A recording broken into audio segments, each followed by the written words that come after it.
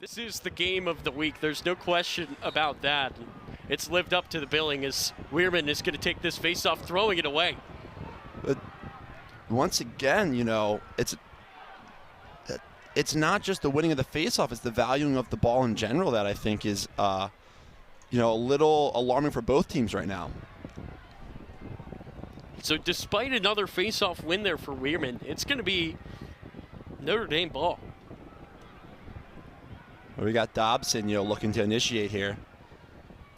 Dobson trying to get past Lacey. That pass did not find a recipient. It's going to be Maryland ball. Just so many turnovers so far. That would be the 25th turnover of this game between these two really good teams. Yeah, and it just goes to show, it is still early in the season, and teams tend to look very different in March versus May.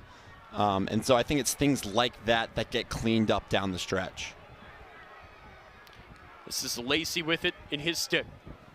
And, honestly, in games like this, where both teams are so evenly matched, it does come down to those little possession plays where one team can just get, the ball for longer and not give it to the other team. This is Brennan. Maltz finding Urksa, the freshman. That's a rip from Kelly. Great save, Entman. And a nice job there by Boyer to pick up that loose ball. And Notre Dame is going to have a chance to tie it here. This is Chris Fake, the Yale transfer, who's going to just take that across midfield before dumping it off to Riley Gray. Maryland's got Trader back on the field here. And Jack Simmons coming out. Simmons had 2 big goals for Notre Dame earlier today. Looks like Trader's going to take him. This could be a fun matchup to watch. Simmons cuts to his left and passes it off. Here's Chris Cavanaugh. It's a good jump by Trader there off the pick, but now Notre Dame's got a matchup I think they like with Cavanaugh and a shorty. They love it.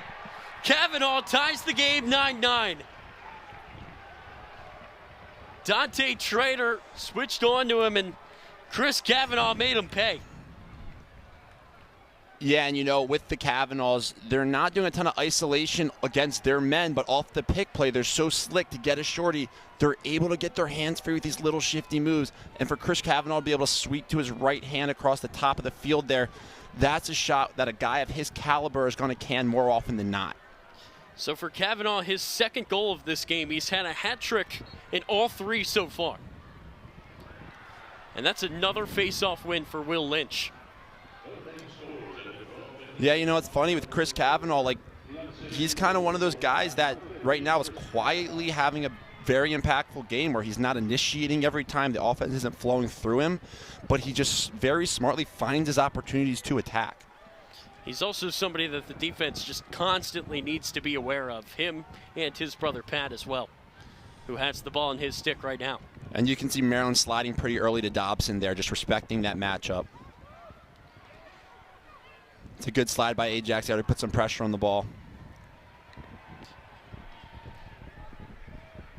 This is Bryce Walker, the junior. Gonna pass that off. This is Dobson. It finds Cavanaugh. Good team defense by Maryland there. That was Makar that came out. They got Pat Cavanaugh on a short stick at X, though. Maryland's going to be ready to go here. Cavanaugh coming around, a pass across, could not find Chris, but that shot finds the goal. Quinn McCann gives Notre Dame the lead. And that pass, it did not hit Chris Cavanaugh, but it worked out at the end, I would say, for Notre Dame. Yeah, and these goals are tough for defense because I think Maryland generally played this right. They get a slide. They have an invert matchup they don't like. They get a good slide from Ajax here, and they check the first pass through, and it just trickles through the backside. And so Notre Dame kind of right time, right place, able to can it. But Maryland, checked the ball through, did their job. And it just went to Notre Dame's favor there. Sometimes those plays trickle through. They can be deflating for a defense, so it'll be interesting to see how Maryland can respond to that play. Goal number 2 today for McCann. It's his 8th of the year, a 16th assist for Cavanaugh. Notre Dame scores at the 11:49 mark. And here comes Maryland. With it in his stick, that's Jack McDonald. That's a big ground ball in possession by McDonald right there. This is Whittier, the freshman. Came in with just 1 game played and 1 assist. Out of Georgetown Prep, but he has a massive goal here today, and he's got the ball in his stick. Being able to trade goals at this point in the game for Maryland right now, being down by 1, to get back after that last goal is important. They don't have a lot of time to recover from a 2 or 3 goal deficit, so this offense being able to put one on the board here is really important. This is Spanos, 30 or so on the shot clock. Maltz cutting in. Nice defense there to deny him there by Donovan. Yeah, you'll see Maryland try to attack the short stick matchups more here. Notre Dame's poles have done a pretty nice job on the ball. So you'll see them work through some 2-man pick play here, but also just try to get the ball to a shorty and see what they can do. Urksa, 5 on the shot clock for Maryland. That's a high pass. Kelly could not find the goal, but that's going to reset the shot clock. Next best thing to a goal here is a shot clock reset for Maryland. Get some more possession time and just work this Notre Dame defense. Every extra possession, Notre Dame's defense is going to get more tired. You can see Maryland subbing on some fresh legs here. As a team defense gets more tired, you'll see more opportunities on poor approaches, slides, and recoveries. It's Long and Brennan who come in. This is Long, a long shot that goes wide, but Spanos is going to keep it for Maryland. Expect a big little off the end line here from Maryland, bringing a shorty back to the ball to set a pick. We got Daniel Kelly there. Kelly goes down. Spanos scores! 10-10. Welcome back inside the Bob Tyler Lochte and Jack Suzanen here on Maryland Baseball Network. Dance for a chance there after the 5th inning. Both of us were big losers today, Jack, but some of this crowd, they got up out of their seats on a very cold day here at College Park. You know, still early in the season. You're not going to win every dance for a chance, Tyler. It's, you know, we're not in mid-season form yet, clearly. That pitch low and into the dirt. It was a good chance for us to get some repetition, though. Get some practice in. It's a long season ahead. Striving for greatness, us two. 1-0 count here for Dean. This one's going to be ripped into left field and down. A big hit there for Sargent, who's going to head to second with a double. And his great day continues. Had a homer. Now he's got a double. And he's made some nice plays in the field to boot. Starting to see some action in the Maryland bullpen now. Kenny Lippman just got up and started throwing.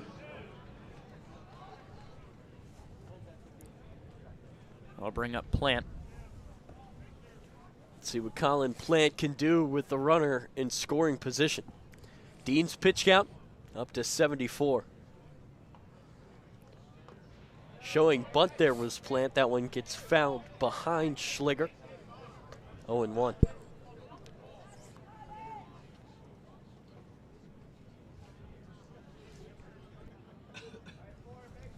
So Dean on the mound. Had a rough go of it back in the 2nd inning. He's been pretty good since then. The 0-1 pitch to Plant is high and outside.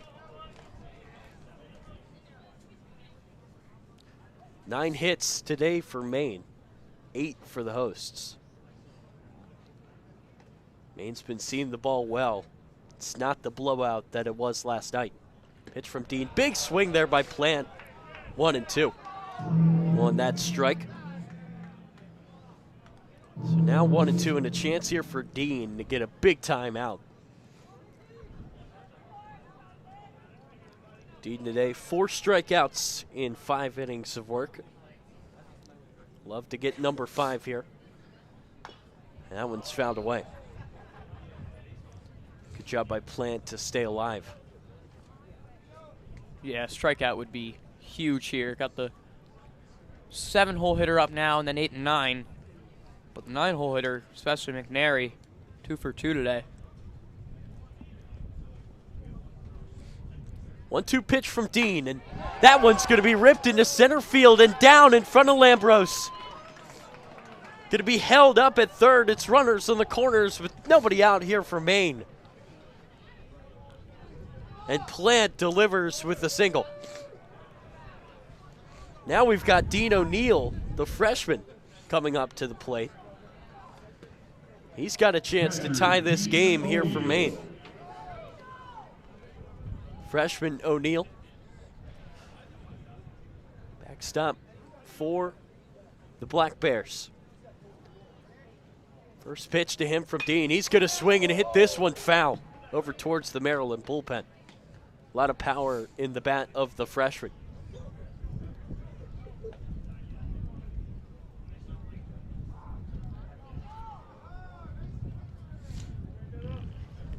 So if you're Dean now, you're in some trouble here with 2 on, nobody out. Yeah. It's just about minimizing here. If you can. And that one's going to hit batter. Or are they going to say foul ball off the bottom of the bat? Hit the end of the bat. Wow. But if you're Dean here, if you escape this with only a tie game, that's not the end of the world. No, it's not. Maryland's bats have been great the last 2 games, especially late in the game when they exploded against UMBC. 0-2 pitch here for Dean. O'Neal is going to watch that one outside for ball 1.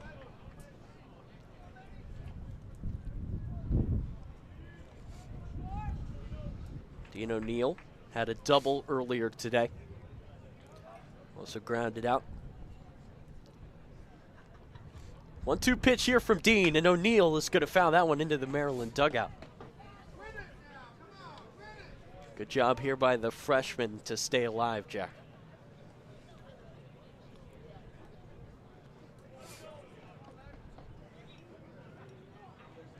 Dean's going to look down at the ball. He's going to come set. Another 1-2 pitch here from the senior. And O'Neal is going to rip it into center field. It's down, base hit, we're tied. It's just going to be a single, but it's 4-4. The freshman comes through for Maine. And they've tied this game again. Center fielder, Dylan You got to think they're going to come out and get Dean soon. He's now given up 11 hits today, Jack. Schliger's going to go talk to him, and Rob Vaughn is right at the edge of the dugout. Here he comes.